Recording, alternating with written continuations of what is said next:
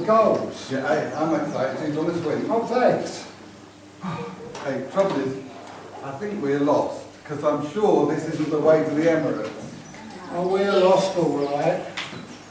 Well, that's lucky. Here comes an Arsenal fan. He'll know the way. We can ask him. No, well, come on, he's our enemy.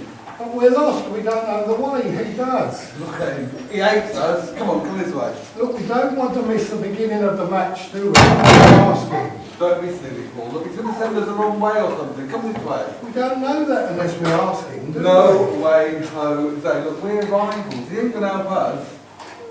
Hi lads, going to the big match. You're going the wrong way, you look lost.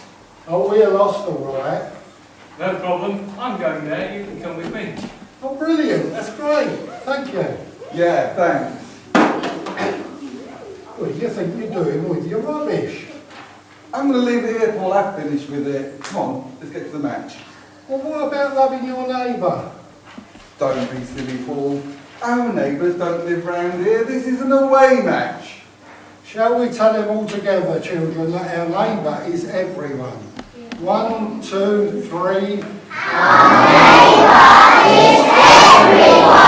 We shouldn't drop litter anywhere.